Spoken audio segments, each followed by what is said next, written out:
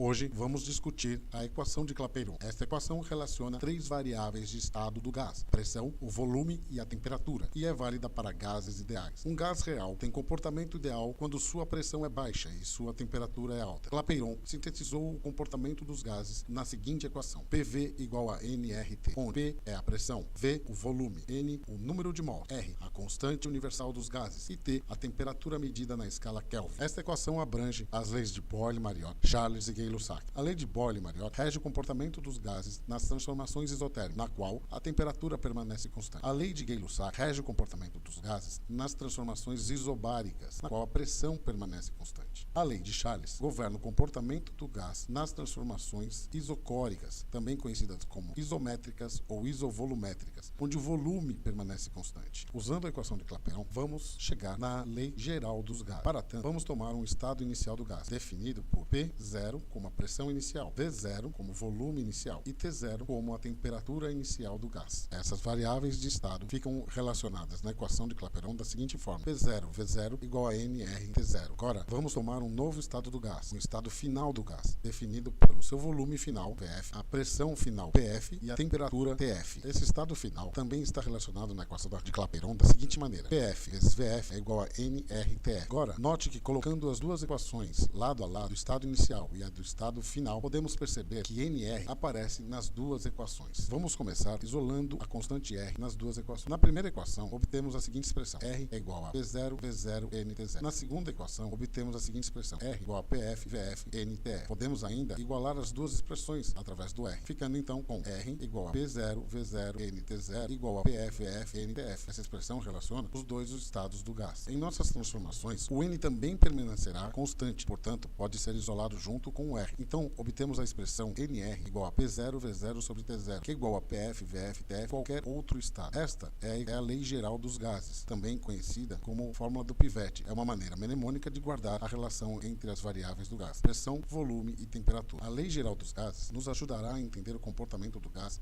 nas transformações isotérmicas, isobáricas e isocóricas. Nas isotérmicas, na qual a temperatura permanece constante, percebemos que o produto PV irá permanecer constante. Consequentemente, a pressão irá variar de forma inversamente proporcional ao volume. Já nas isobáricas, onde a pressão permanece constante, percebemos que a razão entre volume e temperatura é que permanecerá constante. Portanto, o volume irá variar de forma diretamente proporcional à temperatura. Nas isocóricas, é o volume que permanece constante. E, portanto, a razão entre pressão e temperatura é que é constante. E, como consequência, teremos que a pressão irá variar de forma diretamente proporcional à temperatura. Bom proveito e até a próxima.